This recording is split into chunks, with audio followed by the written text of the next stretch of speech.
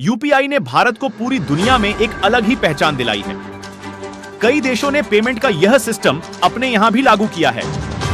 भारतीयों को भी यूपीआई भा गई है। सब्जी, फल और राशन जैसे जैसे छोटे छोटे ट्रांजैक्शन से लेकर बड़े पेमेंट के लिए भी आजकल लोग फोन से यूपीआई का ही प्रयोग कर रहे हैं। अरुणाचल प्रदेश में विधानसभा चुनावों के लिए मतगणना आज सुबह से जारी है। प्रदेश में बीजेपी ने 29 सीटों पर जीत हासिल कर ली है और 6 सीटों पर बढ़त बनाए हुए हैं। इसके अलावा एनपीपी 4 सीट जीत चुकी है और 2 पर आगे है। भारतीय जनता पार्टी भाजपा रविवार को 60 सदस्यीय विधानसभा में 33 सीट जीतकर लगातार तीसरी बार अरुणाचल प्रदेश की सत्ता में लौटा। देश के सबसे व्यस्त शहरों में से एक हैदराबाद आज से 2 प्रदेशों की राजधानी नहीं रहा। आंध्र प्रदेश पुनर्गठन अधिनियम 2014 के मुताबिक रविवार से हैदराबाद अब केवल तेलंगाना की राजधानी है, जो कि अब तक आंध्र प्रदेश की भी हुआ करता था।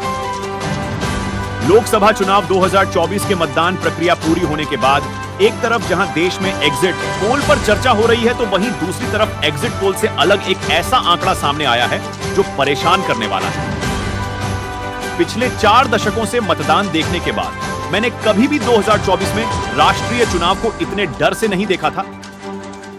चुनाव की घोषणा के कुछ दिनों बाद एक मित्र ने टिप्पणी की, आप आजकल मायूस से दिखते हैं। आम आदमी पार्टी आपके सबसे बड़े नेता अरविंद केजरीवाल को 2 जून की रोटी तिहाड़ जेल में खानी होगी।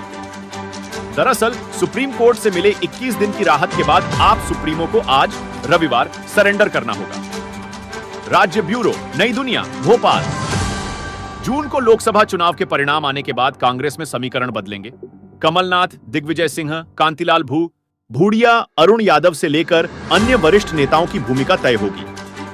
लोकसभा चुनाव 2024 के सभी 7 चरण की वोटिंग संपन्न हो चुकी है। 4 जून को 543 में से 542 सीटों के नतीजे आएंगे और देश में नई सरकार का गठन होगा। 542 इसलिए क्योंकि गुजरात की सूरत लोकसभा सीट से बीजेपी निर्विरोध जीत चुकी है। लोकसभा चुनाव के लिए 7वें और अंतिम चरण में बीजेपी के सबसे उम्रदराज कार्यकर्ता श्री नारायण उर्फ भुलई भाई ने भी मतदान किया।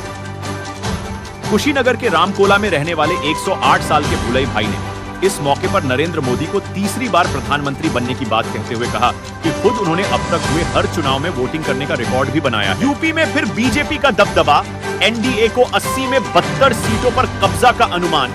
बसपा के खाता खोलने पर संशय, सपा कांग्रेस की इस बार भी पार नहीं हो पाई।